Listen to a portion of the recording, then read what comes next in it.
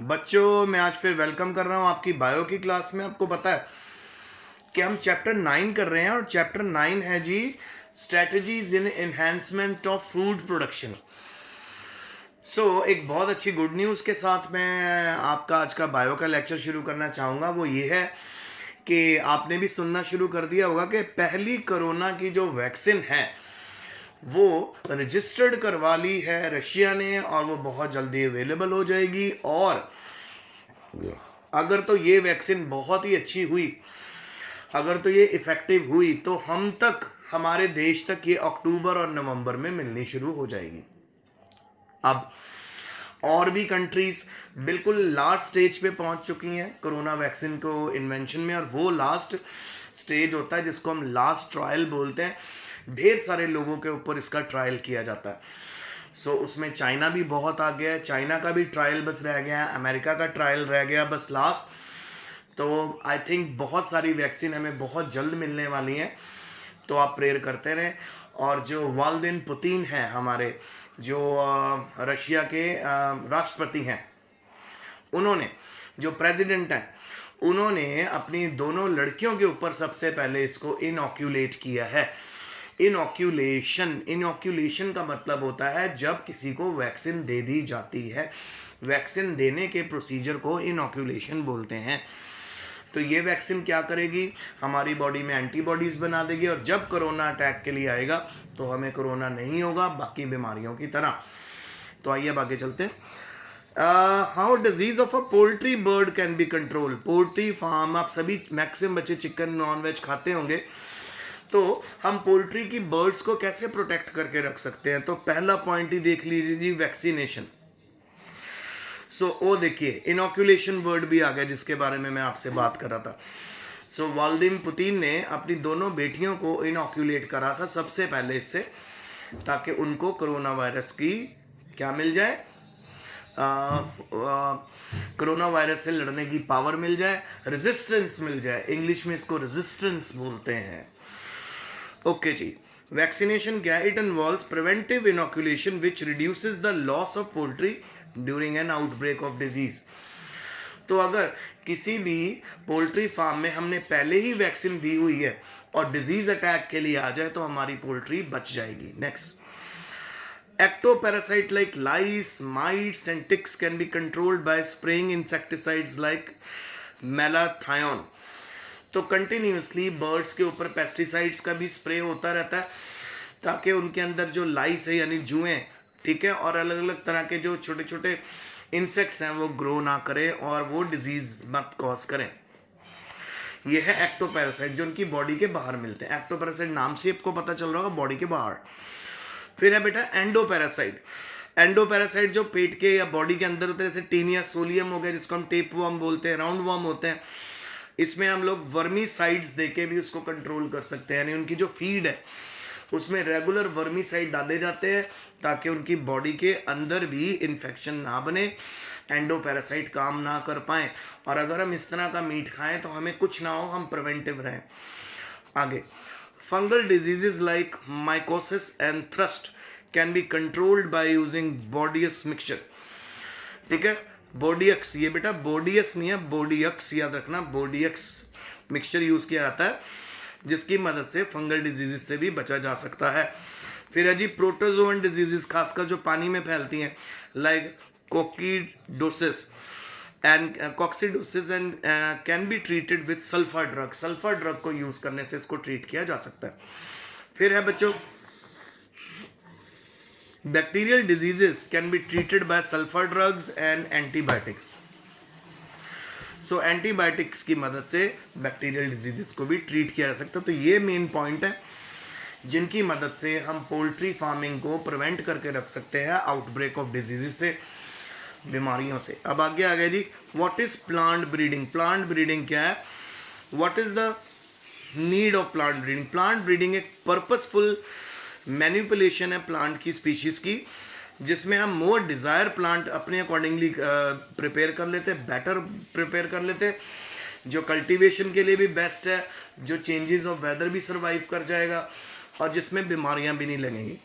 तो इससे हमें क्या क्या मिलता है? एक तो रिजल्ट बेटर मिलते हैं, आपकी फसल की पैदावार बहुत ज़्यादा मिलती है और डिजीज रेजिस्टेंट,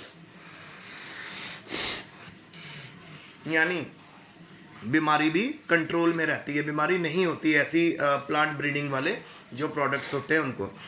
प्लांट ब्रीडिंग होती क्या बेटा, प्लांट ब्रीडिंग में जेनेटिक इंजीनियरिंग भी यूज़ होती है, बायोटेक्नोलॉजी भी यूज़ होती है, रिकम्बिनेंट डीएनए टेक्नोलॉजी भी यूज़ होती है। ऐसे प्लांट्स के अंदर इस तरह के जीन्स डाले जाते हैं जो डिजीज़ रेजिस्टेंट कर देते हैं प्लांट्स को। अच्छा, प्लांट ब्रीडिंग क्यों की जाती है? ताकि हमें हाई यील्ड मिले, ताकि हमें क्वालिटी अच्छी मिले, ताकि हमें डिजीज़, इंसेक्ट और पेस्ट से रेजिस्टेंस मिल जाए। कोई भी डिजीज़, पेस्ट, कोई भी डिजीज़, कोई भी इंसेक्ट, कोई भी पेस्ट प्लांट को खराब ना कर सके, डिस्ट्रॉय ना कर सके। नई वैरायटीज़ अगर हमें मिले वो भी बहुत बढ़िया, पर्टिकुलर एनवायरनमेंट में वो भी इससे मिल जाती हैं।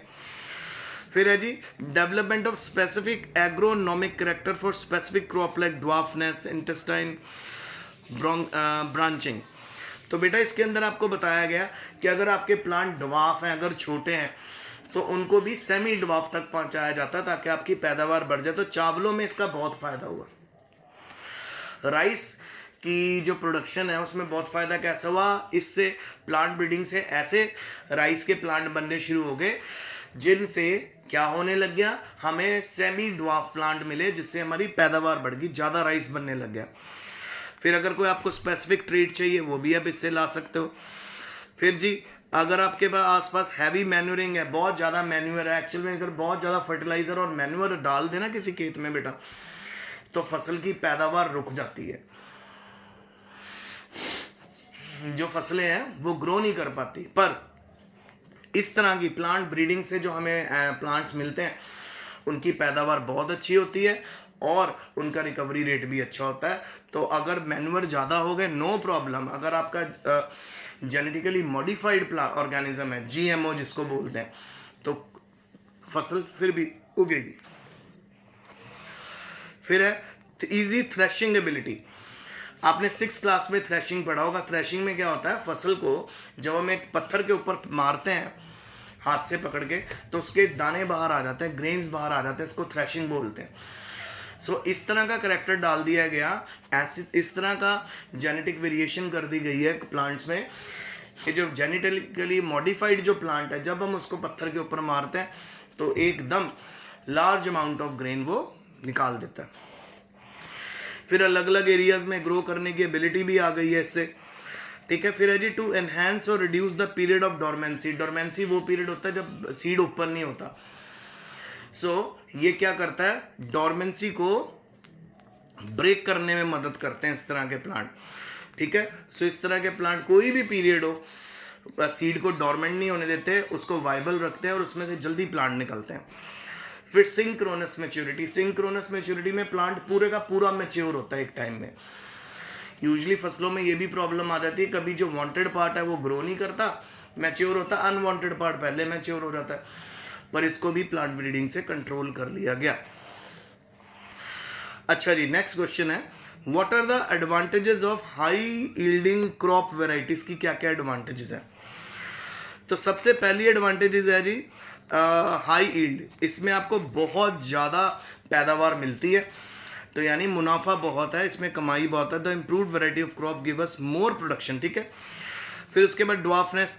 हाई यील्डिंग वैरायटी में क्या होता है, क्रॉप्स जो होते हैं वो ज़्यादा टॉल नहीं होते, वो लिटिल ड्वार्फ होते हैं, सेमी ड्वार्फ होते हैं, और ड्वार्फनेस करके जो प्लांट होते हैं वो स्ट्रॉन्ग होते हैं और वो स्ट्रॉन्ग विंड्स में भी विथस्टैंड कर सकते हैं। ज़्यादातर प्रॉब्लम ये होती है कि अगर तेज़ हवा चलती है, आंधी चलती है, तो पूरी की पूरी फसल गिर जाती है और वो डिस्ट्रॉय हो जाती है। तो इस तरह से इसको कैसे रिकवर किया गया, एक ऐसा करैक्टर डाला गया प्लांट्स में कि उनकी हाइट कंट्रोल कर ली गई। जब उनकी हाइट कंट्रोल हो गई, उसको छोटा कर दिया, तो वो हाई विंड्स में भी सर्वाइव कर सकता है।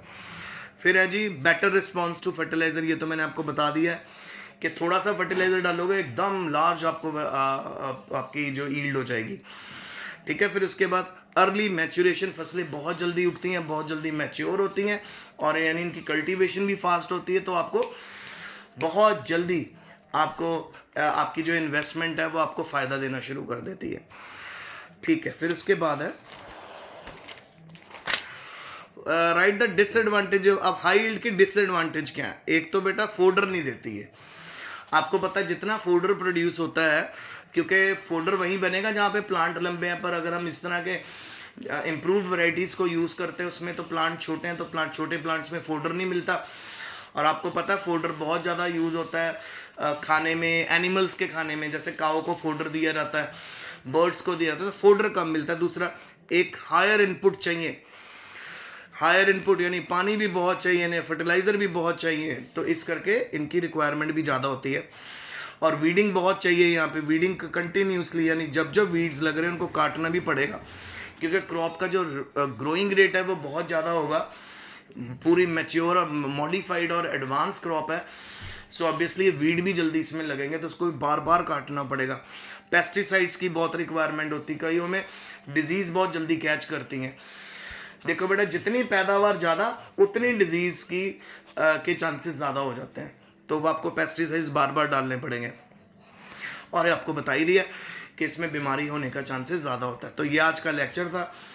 आई होप आपको समझ आया होगा। इसको भी अच्छे से पढ़ना, study hard, and if you have any query regarding this you can ask me. I am always available. Signing off for today. Thank you.